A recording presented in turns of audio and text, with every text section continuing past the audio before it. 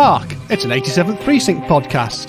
This is the only podcast in the world dedicated to Ed McBain's seminal series of police procedurals, which began in 1956 with Cop Hater and ended in 2005 with Fiddlers. There were 55 books in the series, and today's podcast looks at book number 42, Vespers. My name is Paul Abbott, and to review this book I'm joined by Mr. Stephen Royston. Hello. And Mr. Morgan Brown. Hello there. From our respective places of residence, because although we're now in Tier 2, we still can't meet up inside face to face, and it's frankly too cold to stand in the garden and do this at the moment. Anyway, as you well know by now, you can find us everywhere online just by searching for Hark 87 Podcast, or you can email us at hark87podcast@gmail.com. And we do love hearing from you, and we'll always happily tackle any questions or queries you have about the 87th Precinct, Ed McBain, or anything, really. Mm-hmm. So, that's that. Are you both all right? Not too bad, thanks. Yeah, fine. Yep, given the circumstances, I think we're all doing okay, relatively speaking. As we head towards the festive, or we're in the festive period, I suppose. I think there's a lot of lights up already, isn't there? Definitely. Lots of trees, lights, etc. Yeah. I can well understand why people want a little bit of illumination and a little bit of warmth and friendliness around this time of year.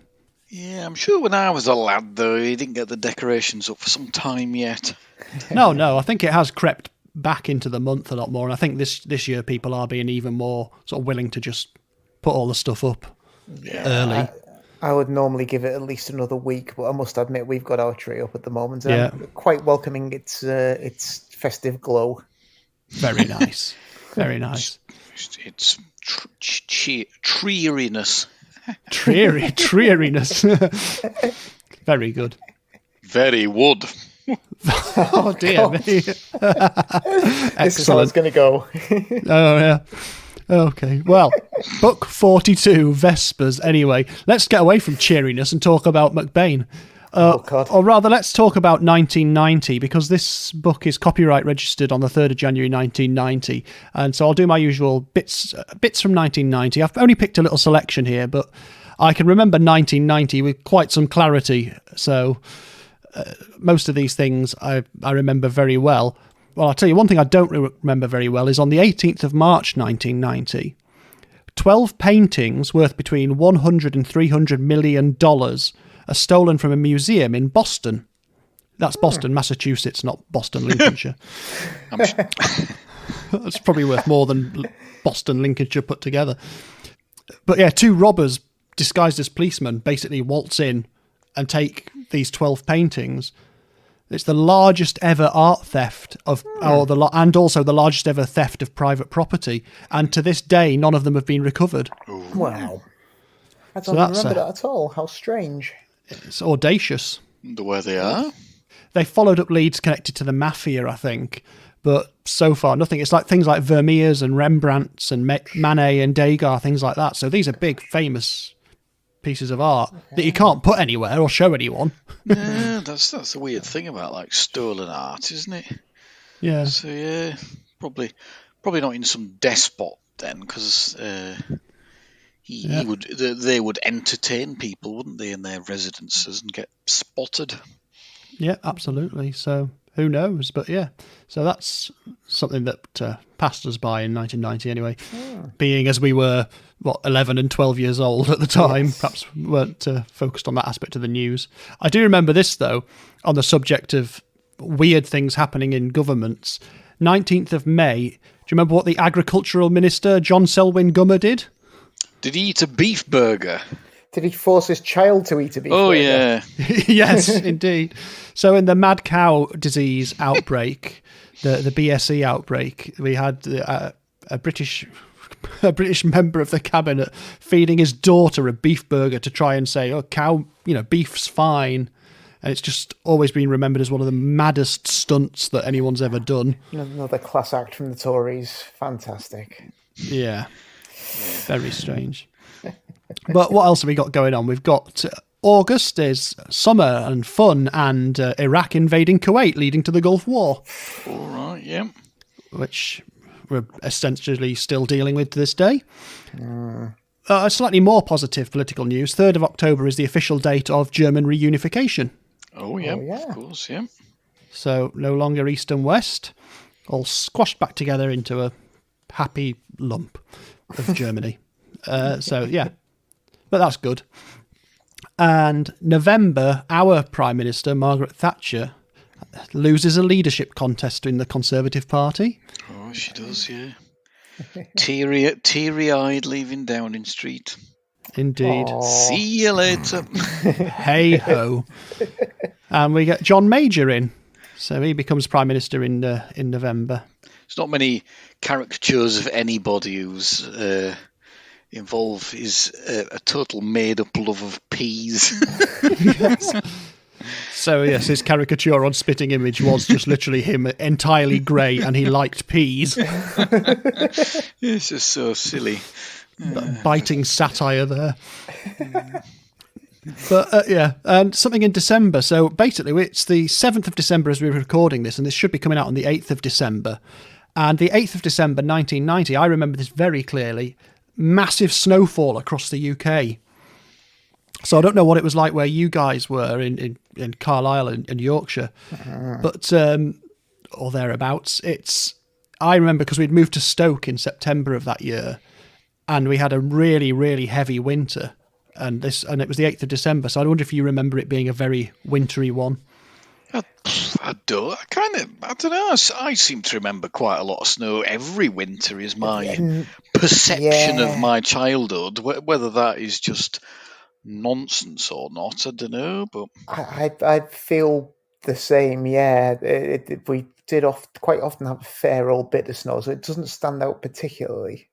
No, well, I mean, but so did we, because I lived up in Yorkshire as well until we'd moved to Stoke. It was just notable because we'd been there for only 2 or 3 months, and then suddenly there was a really, really big snowfall. I think it's because it was quite rare outside of the places that usually got it. Heavy snowfall. Cool. So we might wake up tomorrow. There might have been heavy snowfall across the UK. I don't know. That's true. Yeah, a fair amount of snow normally where Morgan and I are from. I suppose nice high ground.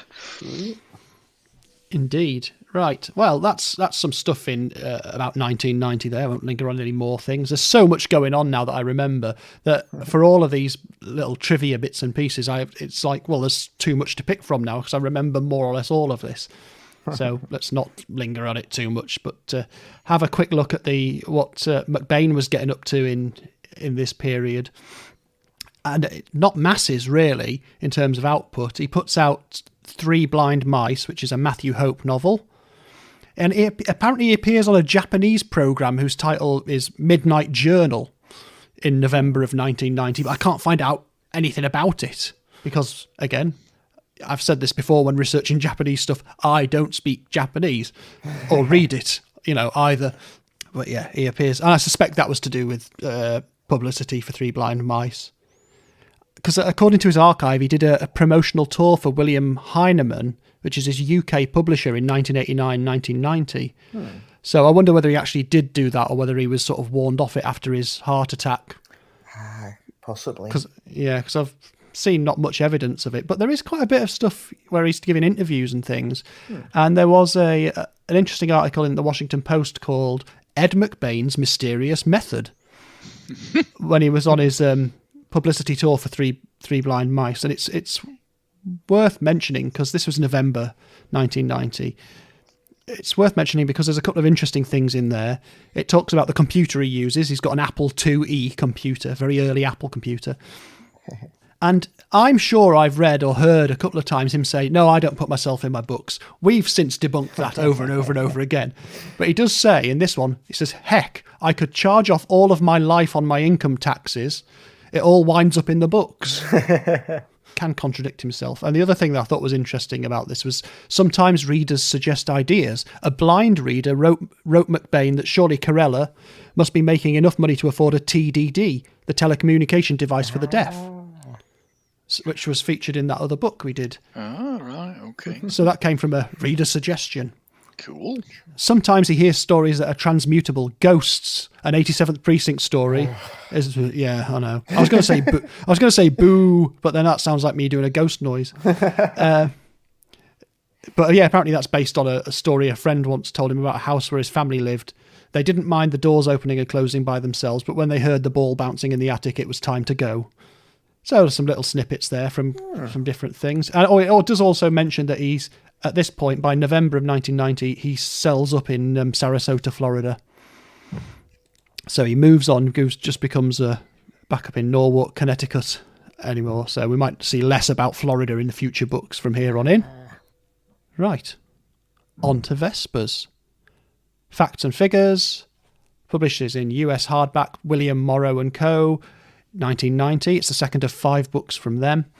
It's still in Avon for the US softback in 1991. William Heinemann. It's the first of 3 in William Heinemann in the UK.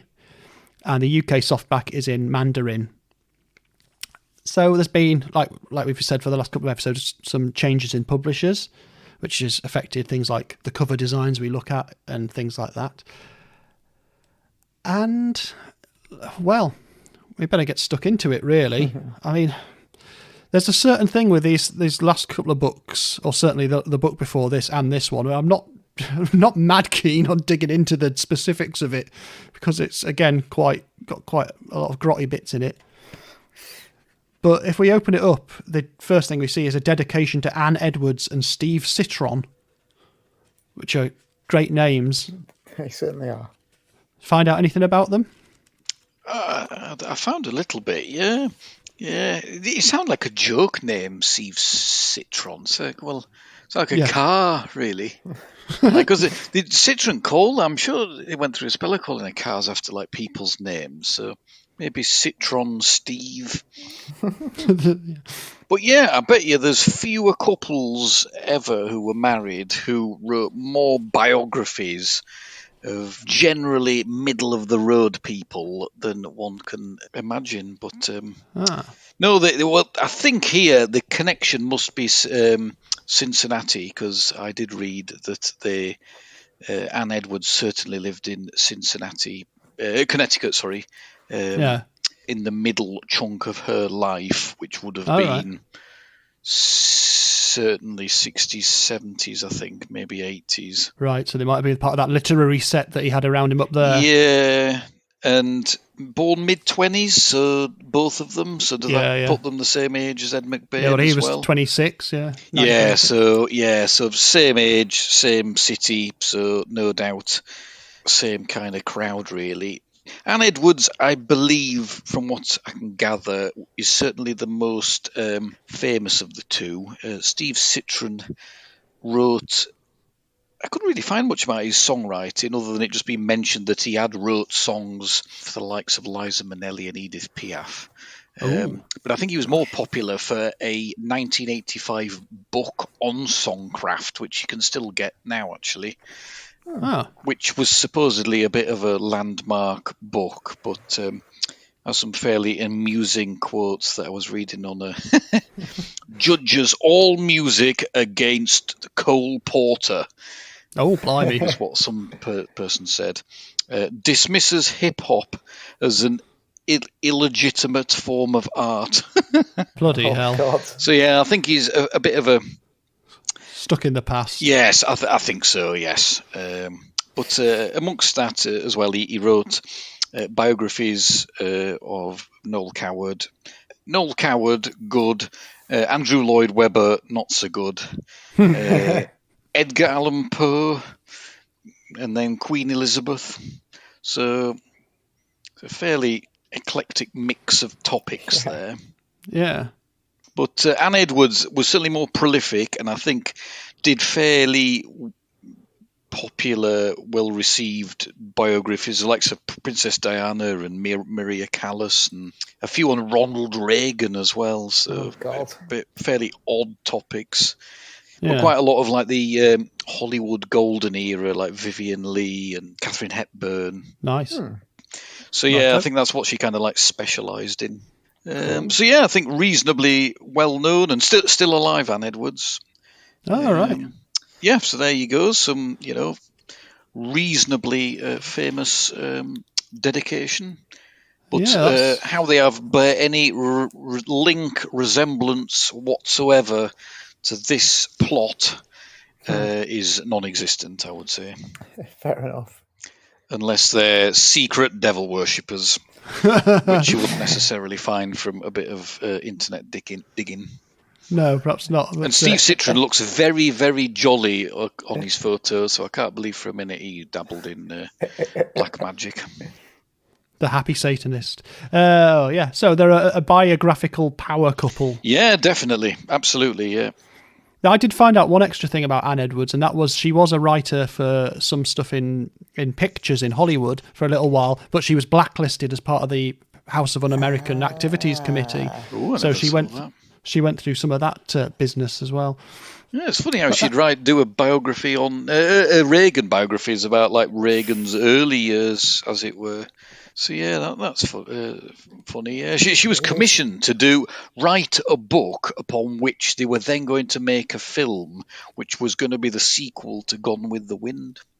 Oh, which never happened and got scrapped. I think a few people have had a crack at that, haven't they, over the years? But, yeah, that was in the 70s, I think. So yeah. Wow. Oh, there we go. I mean, that's quite a lot of information for a dedicatee in a book. Yeah, so. I think so. Yeah, because we've had some where we don't even know anything about them. But yeah, it seems to be, obviously, McBain always likes putting a lot of thing in about theatre, doesn't he, in a lot of these books. And so there's certainly a literary, theatre-y people in both of them. Excellent stuff. All right, there we go. So it's a very interesting start to that. So we flick past that. We flick past the city in this page is imaginary, and we get into the book. Now, I probably should ask: have we all read it before? I've read it before once. I had read it before once as well. Same here. Yeah. Okay. And it's not one I've gone back to very often. And I'll say up front, I'm not likely to go back to it quickly again after this. I don't think. But we'll see how we come out. Yeah. It's a pretty big book, though, isn't it? I mean, it's. In paperback, it's 330 odd pages. That's a fairly dense paperback. There's a fair bit going on in it as well. But I suppose I better ask initial opinions, and I shall come to Morgan for some opening thoughts. It's another odd one, isn't it? Like with Lullaby, I'd remembered sort of the general tone of it, but one of the kind of some of the main plot points, but I'd forgotten a lot of the grottier bits, which I wasn't that happy to remember. I don't know if I just blanked them out or if those were the bits that just didn't stick. But it was odd coming back to it and going, oh yeah. What about you, Steve-O? Yeah, fairly similar, really. It always kind of sticks in your head that there's some maybe slightly weird entries at this time, and it's probably like reading this back, I'm probably thinking, yeah, this is kind of what I was thinking of, really. My memory being terrible, as per usual, I couldn't really remember how the plot panned out, really. But certain aspects of it I did quite enjoy in terms of the plotting and whatnot. Yeah. But my overarching opinion, paints a fairly bleak picture, doesn't it? And I know, just a bit. I know some of them do, but when I finished it, I thought, it's a fairly pessimistic, bleak outlook on this place, really, isn't it? Yeah, everything that goes on, and I thought maybe more so than any other of these entries we've read. I just thought, it's fairly. Well, miserable's not the word, but it's just like, it's a book that has virtually zero joy contained in it. There's certainly, aside from the devil worshipping bits, which I think you can read in a certain ridiculousness, maybe. But there's certainly lacking in a lot of the 87th bingo elements. There's not many comic characters and. Yeah, fairly, not depressing, but bleak, but in certain aspects quite good for that. In certain respects, though. I mean, it's not a bad thing to have a slightly different tone, but I do feel like he's on a bit of a pessimistic streak at the moment. Yeah. Well, you've got that omnibus edition, haven't you, Morgan? I have, which I keep meaning to copy the introduction, send it over to you. Unfortunately, the camera on my phone seems to have completely stopped working, but I will get a picture taken and get. I want you to write it out by hand in your best handwriting. Maybe I'll do that then, and send it over by pigeon. Because he does definitely. You do get a bit of an insight into the frame of mind he's in, as he's writing this 3 books particularly. There's no accident the crimes in this trilogy are particularly uncivilized. They speak of a resurgence of, if not evil, which is after all a theological concept, and certainly mercilessness. Yes. And that's the frame of mind he's in at this point, I think. Well, if that's his frame of mind, he's nailed it really in terms of putting it on in a novel format, hasn't he? Yeah, I think so. I know you've got to keep in mind, I mean, New York at the time, and we've said it since the sort of 70s particularly, but New York in 1990 is still really, really bad, and the crack epidemic is huge and dominating policing and all sorts. And I suppose by 1990, if people have been living, I don't really know all you can read or seen in films and whatnot, but I suppose people have been living with it for 20 years, haven't they, by this point? Plus, and so I suppose it is borne out in pieces of work such as this, really. Although I wonder really where, I mean, if you've got a depressing enough thing taken from real life, which is, say, a city racked by the drugs problem, and then, of course, all the other societal problems, which includes things like AIDS as well, which again is mentioned in the book. There's emergence of new drugs that haven't been mentioned before in this book as well. But then to stick on top of that or alongside it, Satanism. That's the one that shocked me, really, because I remembered this was a book that had something to do with black masses in it, but it's not Hammer horror black masses. It's I don't know. You see, like, as soon as I start reading those passages, all I can think about is like the daft Hammer horror films. So they don't really strike any fear, because he kind of reveals them for the fairly ridiculousness that they are, aren't they? So they're sort of orgies by any other name, aren't they? Basically, They're not particularly terrifying Satanists on the whole. But a lot of the devices he does use in the main central one regarding witness testimony, that's the vein that runs through all the book is nonetheless an interesting one, and I think quite an interesting device that he deploys. And there's a slight twisty very end, isn't there, that I must admit I'd totally forgotten about, and I thought was quite a nice twist at the very, very, very end. Yeah, well, I mean, to give the plot an overview, we've got the main plot is a priest is killed. This happens in the very first few pages. A priest is killed. This ties into the possibility that it's connected to a child he saved from a beating, a young person that he saved from a beating. We've also got, at the same time, a re-emergence of Hal Willis's girlfriend, Marilyn Hollis. Her backstory, her life, as we discovered back in Poison, has come back to haunt her, so that's a whole other strand of stuff. And to add into this, we've also got this Satanism thing alongside it. But essentially, the main point of this book is the investigation of the murder of this priest. And that's, it's quite easy to sum this up, unlike Lullaby, where we had so many twists and turns and gangs and double crosses and triple crosses and all that sort of stuff, which was quite hard to pin down, really. Yes. This is technically quite straightforward, isn't it? Comparatively. Yes. Yeah, it is. Yeah. There's, I suppose it's just, what was happening to the priest close to his death is fairly convoluted, and there's quite a lot.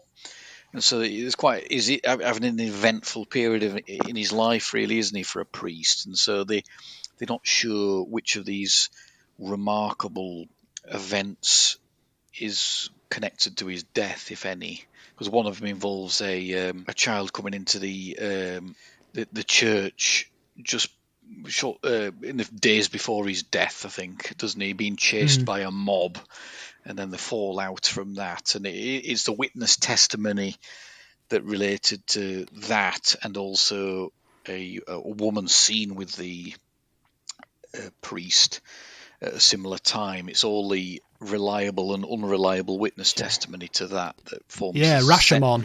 The central. Absolutely.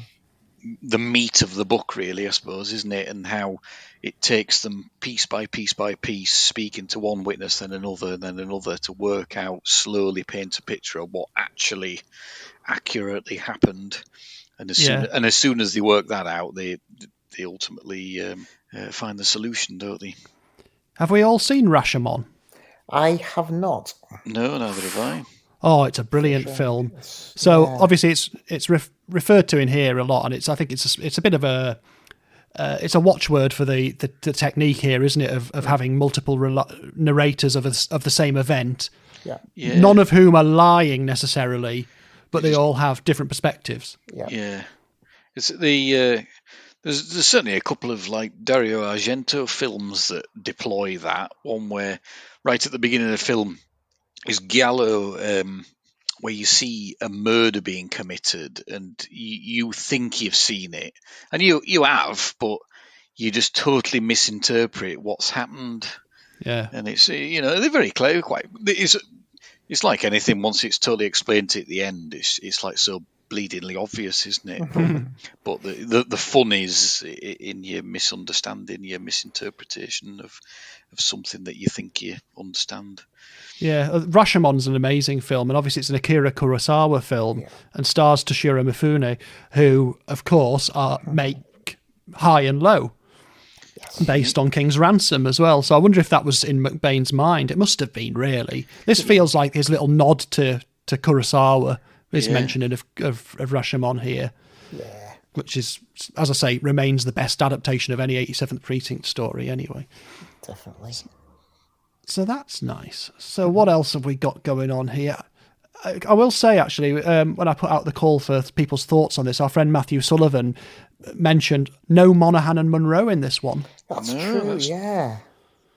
I would like to know, right, when the homicide actually investigate a homicide, because they don't seem to do it even when they've got the most high-profile murders. So, yeah. I'm pretty certain they don't ever do anything other than turn up wearing hats and make inappropriate jokes. No. So one wonders in reality if this is a true reflection of the structure of the NYPD, whether they do ever get involved. But yes, they're not here. And as I say, not so many 87th bingo elements, really. Yeah, very, very, very little talk about the weather or the city and the street. Yeah, there's some different approaches to those things, but not the deep, dense sort of usual thing that you'd get as well. No, strip back on that, I thought. Yeah, so maybe that's a good point. Maybe that's why it feels like a weird one, really. I hadn't really twigged that was the case, because you can sort of get hints of it and you sort of think you've had that experience. But like when Matthew pointed out there was no Monaghan and Munro, I hadn't consciously sort of gone, oh, yeah. But I suppose in a way that if you put Monaghan and Munro in, even though they had them in Lullaby, where they were having psychological problems dealing with that crime, if you put them in this one, they would be comic. And what he's wanting to do instead is torture poor Steve Carella again by making him question his faith, questioning his job, break down in tears, worrying about his job and all this sort of stuff. So Steve Carella at this point has to bear an intense burden like we've not seen for a long time in these books, if at all, really. Yeah. So certainly a conscious decision to strip away a lot of the frivolity, the amusing. There's no comedy characters in here, I don't think, is there? No, not at all. The guy with the stupid name who's a bit of a funny witness or whatever. The closest you come to that is the guy who's had the argument with the vicar, who's a bit of a suspect to start with, who's wrote a bit of a crackpot letter, who they go and meet in his tailor's shop and comes across as he comes across as a bit zany, doesn't he? Yeah, but he does in that sequence. Yeah, but you start to get the impression that he's a little bit more to him, and then obviously in the second half of the book, there is a lot more to him in a totally, ultimately unconnected but horrible way. Yes, he's rather vile. But my vote for the closest to comedy characters would be the little gang of Satanists who go and visit the squad room. Yeah, yes. I suppose so. Yeah, they're sort of eccentric by their behaviour, aren't they? Rather, but in a totally different way to the jolly fat man that always seems to turn up in so many of the other books and say something. They're like weird hippies out of time in a way. I think he sort of describes them. Yeah, the Satanists are a fairly strange part of this book, aren't they? Yeah, they are. I mean, I will say I understand what you mean about this sort of, because we're so steeped in Satanism being the subject of horror films like Hammer Horror, and it's all quite camp and sort of that bright Kensington gore blood and all that business and stuff. So we find it quite funny, really. But there's bits of this where he's got like young people involved inside the ceremonies, and that's really like, that's a bit alarming, yeah. And it gets, we know that he gets a bit porny at the moment with some of these books, and he uses them as an excuse to discuss sex things, nasty public sex rituals, which is not pleasant at all. Quite. Not what we want. Yeah, but I mean, I will mention one or two quick things, and then I think what we should talk about Marilyn Hollis, really. Because other than the A plot being this investigation of the priest thing and the Rashomon stuff, it's that's fairly, like I say, straightforward. A few twists and turns, but that's the main thing. I'll mention a few bits and pieces I found. Like we all spot the bit about time in the precinct. About what's he say, Morgan? Here we go. Sometimes time seemed elastic to him, a concept that could be bent at will, twisted to fit ever-changing needs. Who is to say the twins were not now 30 years old rather than 11? Who is to say that he and Teddy were not still the young marrieds they'd been back then? Time, a concept as confusing to Corella as that of, well, God. Yeah. So we are, it's as meta as he gets as usual there, really. There's no denying the time twisting, and he's thoroughly acknowledged it completely there, especially by reference to the twins, because in the book they're only 11, but they should be in their 30s or whatever. So that's a brilliant moment, I think, in there as well. There's another reference to Hill Street Blues when Hawes is thinking about an ex-girlfriend who went up for an audition for it. Can't resist it, can he? No. Just got to keep picking at that scab. Yeah. A quick reference to Lizzie Borden, of course, was a subject of one of his books. Oh, yeah. And because a lot of this is taking place in Steve's head when he's thinking about what's, or if they can do this to a priest or a baby or whatever, and he's having this sort of, even though he's got no faith at this point, he's having a crisis of faith, which is an interesting thing. But where there's a sequence where Corella remembers going to church to confess sins. So yeah, he recalls the last time he went to church, other than for his sister's wedding, I think it is.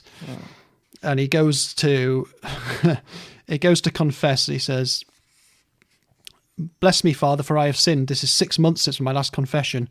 There was a silence behind the screen. Corella waited, and then the priest said, "And you picked the busiest time of the year to come?"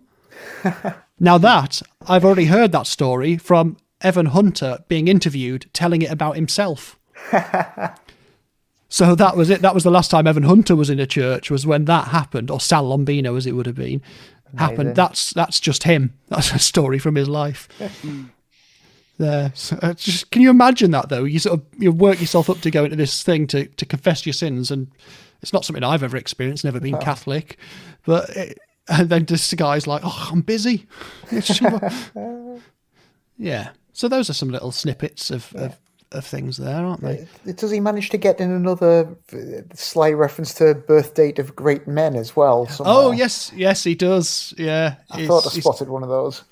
Yeah, anytime the 15th of October is mentioned, he crowbars in a reference to it being the birth date of great men. Right, so anyway, Marilyn Hollis. We've only met her a couple of books ago.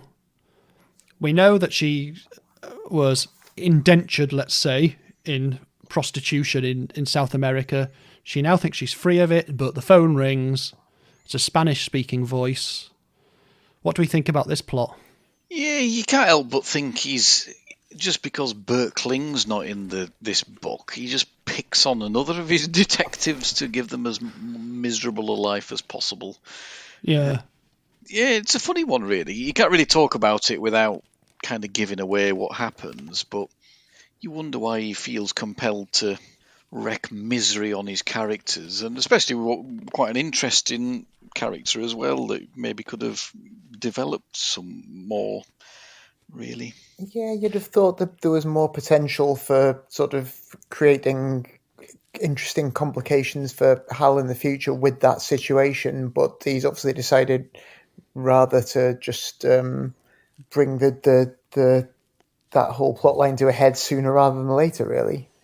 Yeah. And the idea for the lasting implications, though, for what that would mean in the real world for the thing that happens to a police officer or a police officer's partner, I'm sure is not reflected in what will happen in the future books. But it's an interesting one that he will introduce a significant character. He'll build up Hal Willis, so we find out much more about him over the last 2 or 3 books, about his attitudes and the way he would act in certain situations. Like, I love the fact that him and Marilyn go along with Bob O'Brien and his date to an apartment viewing just because it's also a cocktail party. Yeah, Bob O'Brien just wants to get the free booze, doesn't he? Yeah. He's even worried about going to a cocktail party with him in case some shooting starts. But you got Bob O'Brien's girlfriend for the first time. I don't know whether we ever see her again, but that's... yeah, I'm not sure, no. But that was quite fun. Yeah, so it's funny, isn't it? So yeah, just kind of like dispenses with this other character in a fairly, at the end of the book, fairly predictable kind of way, really. As soon as it all starts happening, you just think, oh well, I kind of know how this is all going to end, and needless to say, it does really. So yeah. I don't know, a bit of an odd one, really. I don't. It seems there's some good suspense sequences in there, though. I think you do get to a point where you're sort of like you're really with the character, and the suspense is handled really quite well. Yeah, maybe. Yeah, I think it works pretty well. There's a couple of bits that I was a little less convinced about, like Marilyn managing to sort of fend off these 2 sort of career thugs with a knife. Yeah, which seemed slightly implausible, but I don't know. I think he's suggesting that because of how she had to look after herself in the prison all those years ago, she's still got physical skills. But I know what you mean. I can well believe it. But yeah, these 2 terrifying hoodlums, you'd imagine, might be a little bit less scared. But I don't know. Yeah. Okay. Well, we better start sort of pulling this together now and come into some conclusions about it. And we'll do our summing up, and then I'll mention some of the contemporary reviews of the time, of which I have several. I'm happy to perhaps go first with a summing up and a rating, maybe here, and say I was trying to work out. I like this more than Lullaby, which I found quite difficult. But I don't know. It's still.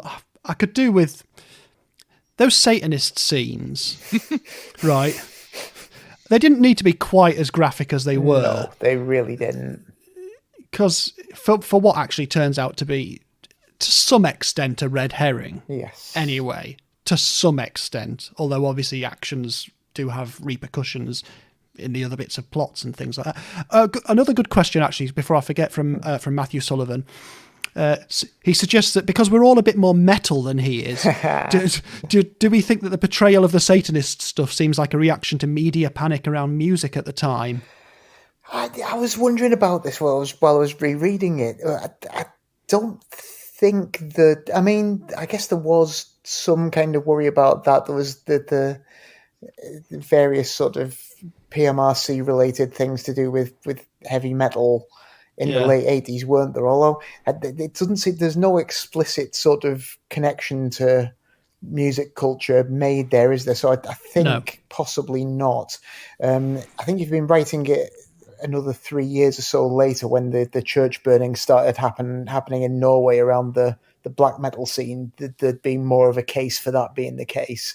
Yeah. But I think, although I did wonder about that, I don't think that's really what's happening. Fair enough. And I didn't do any research into Satanism in New York because I didn't want to be typing that into my web browser, particularly for worrying about what I might find. But yeah, so anyway, like I say, I could do with that being perhaps tempered a little bit. And like I say, it's a pretty big book, so you could have lost some of that detail in there and not really affected the story in the slightest. I do like I say, I do like some of the suspense moments, and I do prefer it being a bit of a more straightforward read after Lullaby, as another thing I've said. It is an interesting study of faith, or how faith lingers even after you've abandoned it and stuff like that. And it's interesting to see the weight of the world on Steve Carella's shoulders, reflecting, how hard it is to be, to do that job at that time anyway. And yeah, so I'm going to come up with a number. Oh, what am I going to do? It's still going to be in the 50s for me. I think it's probably a 58 police shields for me, this one. So I will come to... Well, you made a noise, Morgan, so you can go next.